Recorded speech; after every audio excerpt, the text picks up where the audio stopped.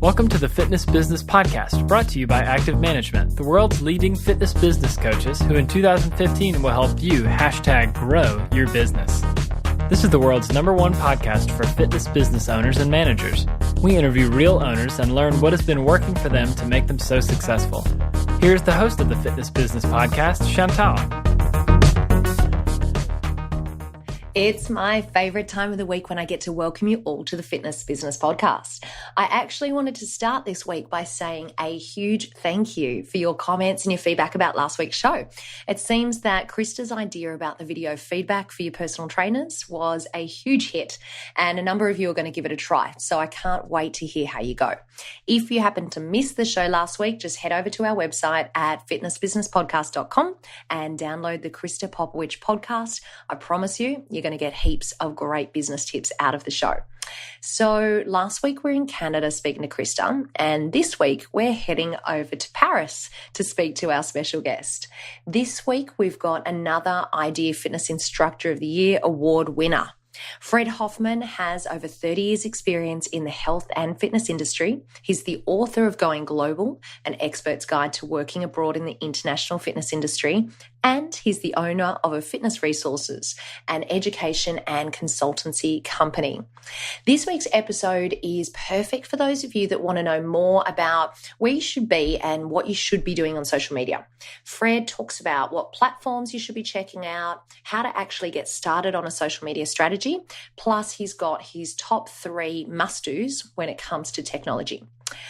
There's another little something to listen out for. Fred recommends a bunch of top people and businesses that we should be following on social media. It's a really, really good one to listen out for.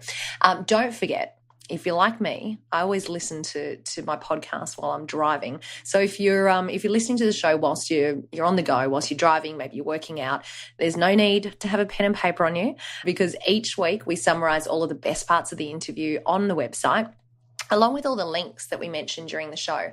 So after you've listened, then just jump over to fitnessbusinesspodcast.com and it's all there at your fingertips. So with that said, I trust you'll enjoy my interview with Fred Hoffman. And I started out by asking Fred what social media platform should be #1 for health clubs.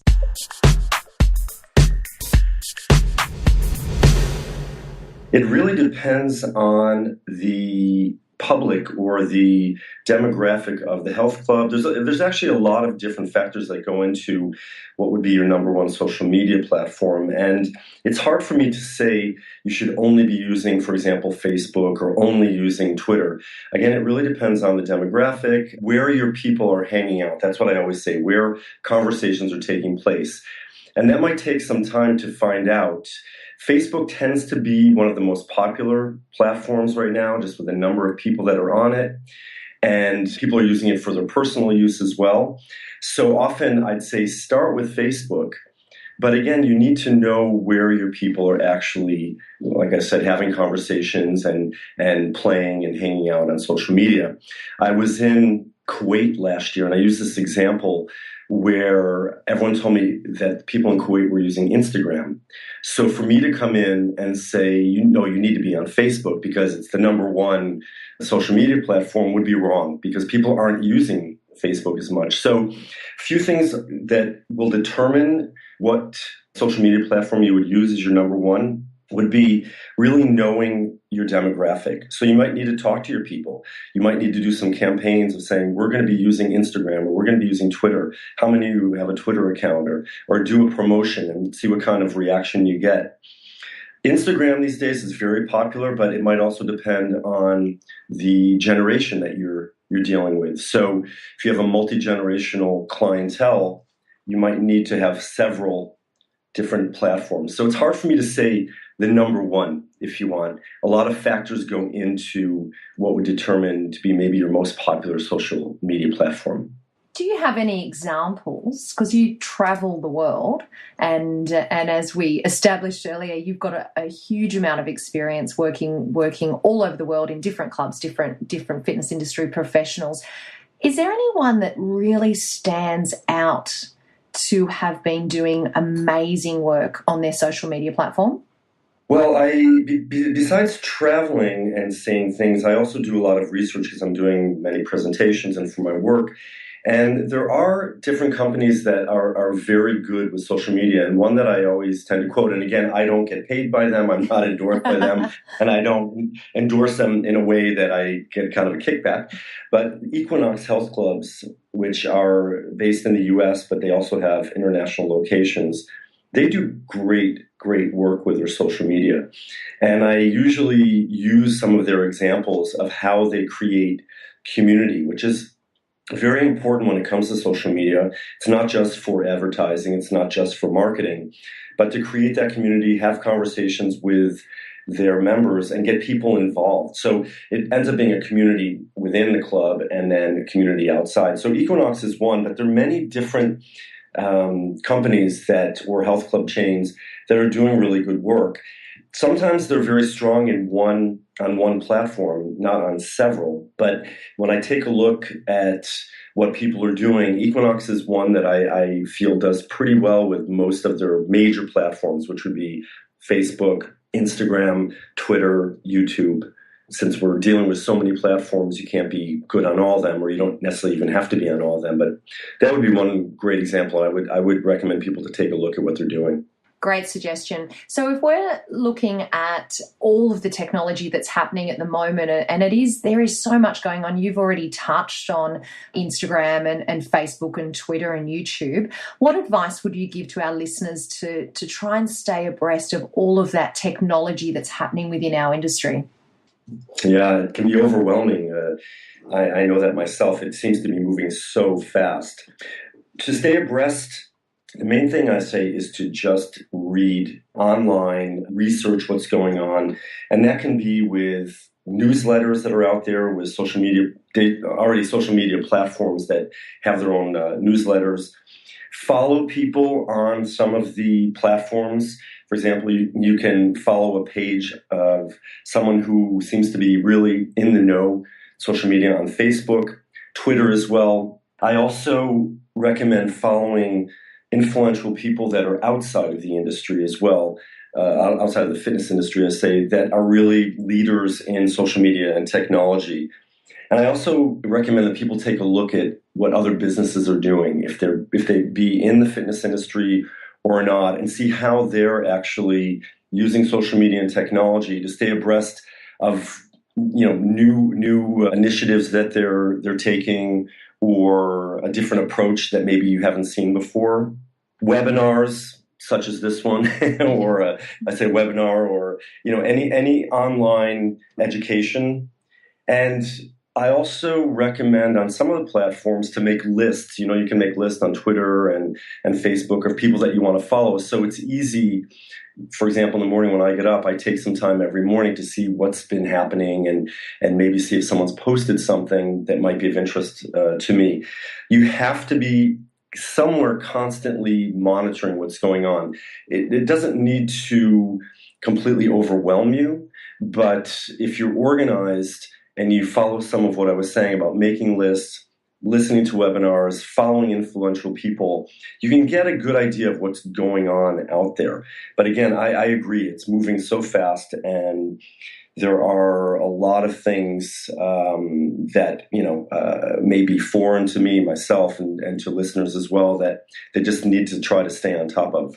You mentioned newsletters and doing the research online, maybe subscribing to blog posts. And I am personally a huge fan of a group called Social Media Examiner. I don't know if you've heard of those. And I quite often receive their posts, and I always find them to be really useful. Are there any standout blogs or newsletters that you would recommend our listeners subscribe to? Yeah. Social Media Examiner is on the top of my list as well. And I also follow Mashable. Great for all kinds of information. Also, a few different people that I follow and get their newsletters. A woman called Mari Smith, it's Mari, and a woman called Kim Garst, Garst. They have great information. And there's different people also, Guy Kawasaki and Pete Cashmore. So I tend to follow them on social media, see what they're doing, what they're talking about. Sometimes it doesn't necessarily have to be directly related to social media or technology, but you learn a lot from these people because they're somewhat the trendsetters and very knowledgeable. And they also have great people around them. And that's something I was going to say earlier as well about learning what's happening in the technology and social media is to surround yourself with people that are in the know. We can't know everything, and it's great to have colleagues and friends that can turn you on to things and to educate you on things that you might not have ever heard of. That's a great tip. Tell me, Fred, as a fitness business owner, what would be your 3 absolute must-dos when it comes to technology? Okay, well, the first of 3, I'm going to say it though 3 times, is learn, learn, learn. You need to be learning all the time. You can't, in this ever-changing field, you can't stay static. So you need to learn what's going on in technology, social media, and some of what we've already talked about will come into play, but to stay really abreast of all the innovations and changes that are happening. Second would be something that I mentioned just before, which is to surround yourself with staff and colleagues who are in the know, and they can help you. I mean, sometimes I feel like I'm quite knowledgeable in this area, but I always know that I can learn from someone else. And sometimes we just need to step back and say, this person really can help me or give me tips. So I always say surround yourself with great people. Sometimes they're better than you are, but that's okay, because if you work together well as a team, it will definitely benefit everyone. And a very, very important third point would be to make a strategy. And the strategy for technology and social media should really revolve around what your business is. If you have a mission statement, you want to be able to quickly say what your business is and does, and then build your strategy around that. If you're selling a product, if you're selling a service, you want the technology and social media to talk to that. Because I know a lot of times people, they get on social media and they'll say to me, well, I have a Facebook page and I have a Twitter account, but it doesn't survive on its own. You need to make it survive or breathe and live. And with a strategy, when you're clear on what you want to do with that, it's much more easy. Because I find a lot of times people flounder just because they aren't sure really how to use social media. And if I go back to the first tip of learning, I would always say to learn what you can do with those platforms before you actually get active. Open an account, sit back a little bit, see what other people are doing with those platforms, talk to some of your friends and colleagues, and then start to work with them. Because a lot of times, like I said, people just get on and they don't really know what they're doing. It's like our mobile phones or our smartphones, right? We can only use a few of the functionalities, but there's so much to know. And sometimes I'm surprised when I'll be talking to someone. I'll say, okay, well, listen here, put my number into your phone. And like, oh, how do I do that? You're like, how do you survive? But it's similar with social media, where they've learned to do a couple posts or post a photo, but they don't really have a strategy. So as the resume of the 3 things, it would be learn, learn, learn, surround yourself with staff and colleagues who are in the know, and of course have a strategy for social media and technology.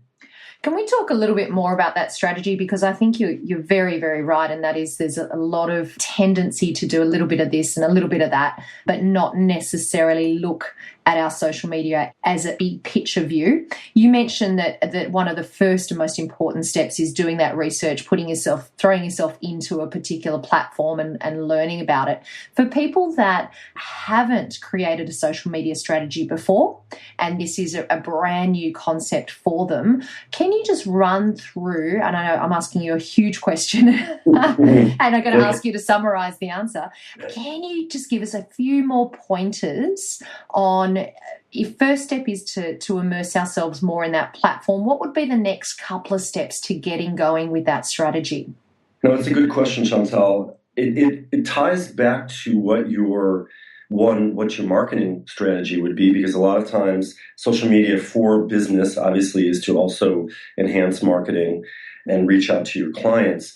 But again, in terms of the strategy, I look at what actually you can do on social media. And it comes down to a few different things. One is to have conversations. I always say that. The conversations are taking place anyway on social media, and you need to be in them. An example would be if you're not monitoring, for example, or you have a Twitter account, but you're not really monitoring it, and people are talking about your business, either in a good way or a bad way on Twitter, but if you're not monitoring it, you're not in the conversation. So one of the parts of that strategy is to really think about how you're going to use each platform and what you can do on them so you're aware how other people are using them. And the conversation can play across all the platforms. They can be conversations offline as well, but online. The other thing is to connect with people and to create community. And we know that when people are happy with a product or a business, they're going to talk to their friends and their family. And it's a way of indirectly marketing your business as well. So knowing how you can do that on these platforms, if it's by sharing photos or sharing videos, that's what you need to look at with the strategy. And that's why when I originally said you need to understand each platform, it's really important because, again, when I'm often doing presentations and I show people what you can do on Facebook, little things, and they're like, wow, I never knew that you actually could do that. Well, I'll give a tip right now. For example, if you have what people refer to as a like page, not a personal profile page. Mm-hmm. A lot of times I get requests from people saying, please like my page. And me, I always think, well, why should I like your page? Okay, I might know you, you're a colleague, you're a friend, but what is going to be the benefit for me? So whenever I would send that out to someone, I would tell them why. You're going to get great tips, you're going to get discounts, you're going to get promotions, whatever it be. And another thing with that is what people don't realize is a lot of times people like pages, but then they don't go back to them. That happens. I'm sure you do that. We all do that. You'll like a page and you never actually go back to it. But there's a setting. Once you like it, it's just a little scroll down menu where it says get notifications. And so if you as a business owner ask people to do that, every time you post something, they're going to get a notification. So they're aware and it'll have them come back to your page. So there are little things like that. So going back to that learning, the strategy, understand what you can actually do on the different platforms. And once you determine, again, tied in with your mission statement and what your business is, what you actually want to accomplish on social media, you'll have a much more clear vision. I reckon we just had a whole lot of listeners go, aha, because I think you're spot on. You know, it's one thing to get people to like it, but it's a whole other thing to get them to scroll down and click that get notifications button so that they're remaining engaged with your page. So that was a really super tip. And you know, you can ask people to do that. I mean, a lot of people don't even know that little button exists. I do screenshots sometimes. I send them to friends and say, you really need to ask people to just click on this so that they come back to your page. Because a lot of times people don't realize it and they're actually interested in what you're doing.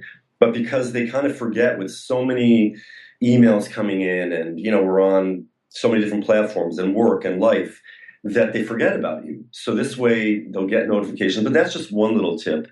And one other thing I just did want to mention was I use social media a lot, especially Twitter.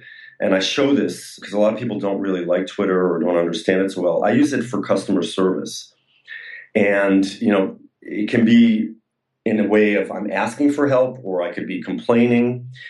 Companies don't want to have things out there that are kind of negative in the virtual world.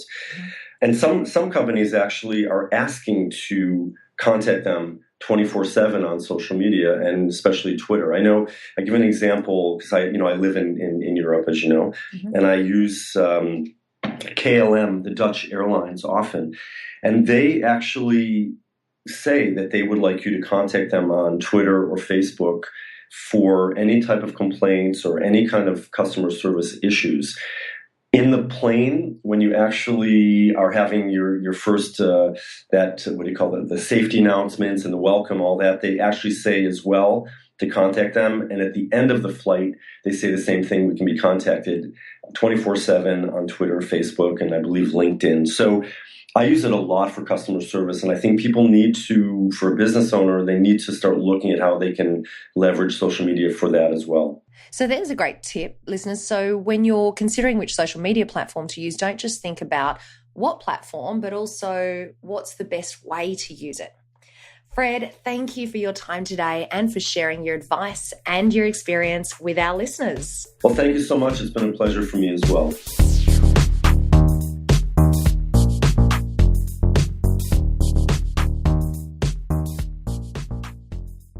The number one challenge fitness business owners of any sized fitness business anywhere in the world is lead generation.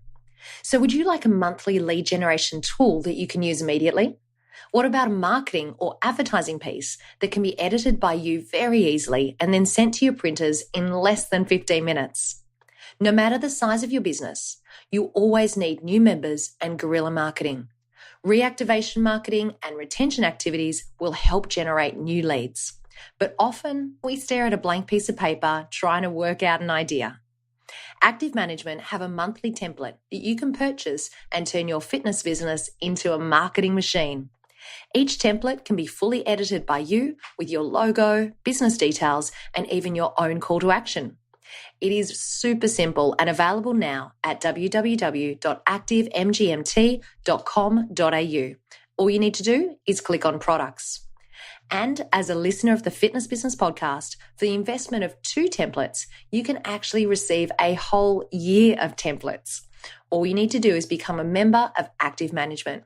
And you don't just receive 1 or 2 templates, you'll receive a template every month for 12 months, plus social media images, management briefing white papers, ongoing education opportunities, and loads more. In fact, over $4,500 worth of resources to help grow your business. You can join now for less than $250 and you'll receive immediate access to your marketing templates.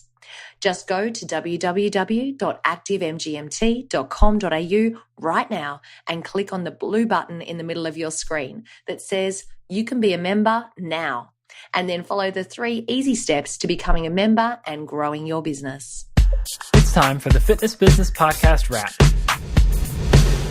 I trust you enjoyed our little trip to Paris today. Here are just a few of my favorite parts of the Fred Hoffman interview. He reminded us that in order to identify your most relevant social media platform, you have to first understand where your audience is hanging out. Learn what you can do on social media platforms even before you start using them. Really importantly, when it comes to education, don't just stick to fitness.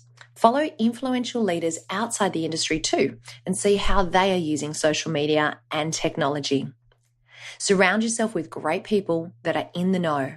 If you work together as a team, everyone can benefit from shared knowledge. And how good was this tip? If you want someone to like your Facebook business page, tell them why they should like it.